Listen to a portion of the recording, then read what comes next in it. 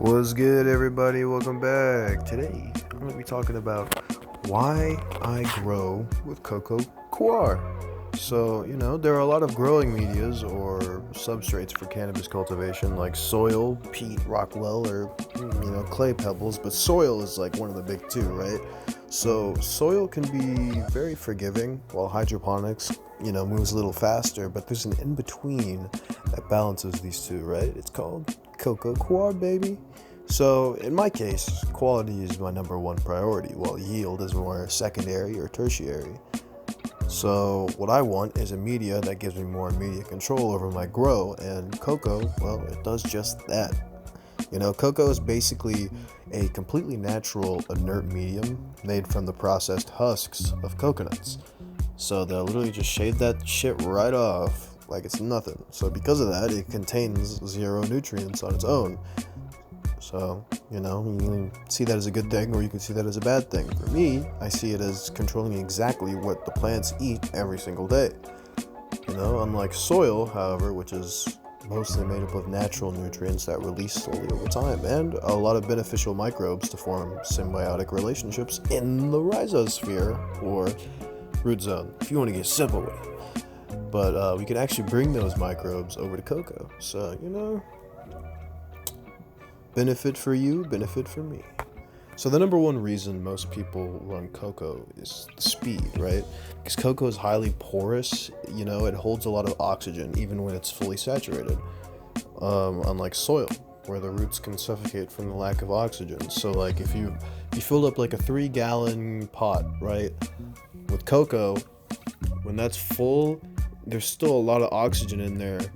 However, soil just wants to compact down, especially when it dries, man. That shit'll get hard as a rock. Of course, adding perlite gives either medium like a hell of a lot more room for oxygen, because those little volcanic rocks, they make tiny air pockets, so you're good to go. This creates the perfect root zone for the plant to thrive, in turn making your veg time about getting a bigger and better yield, son. Because cocoa drains very well and actually resists compaction, you can water way more frequently, even multiple times a day. Every time you feed or fertigate, for you scientists, you're providing fresh oxygen, as long as you're usually flushing to get rid of, the piling up nutrients. So, in a grow tent, which I'll make this knowledgeable right now. This is all for like a grow tent, because that's what I do. I do grow tents. So grow rooms might be a little different. I'll have to do research on that. So I can't tell you about that, but for grow tents, space is very important. To grow a massive plant in soil, like in a grow tent, you probably need like a 7 to 10 gallon pot, but because cocoa allows for like such efficient nutrient uptake, you can grow that exact same plant in a tiny 2 or 3 gallon pot.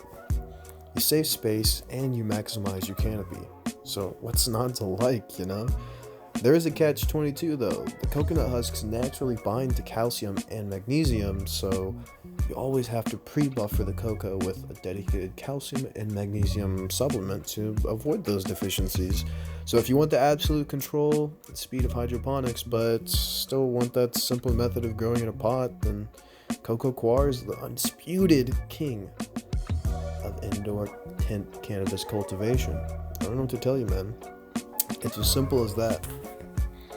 So I'm not the scientist or anything like that, but this is just what I've learned over time.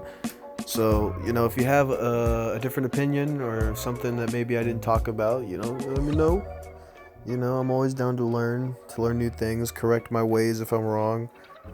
But if you enjoyed this little video, like and subscribe, baby.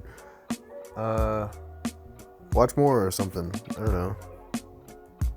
See you later.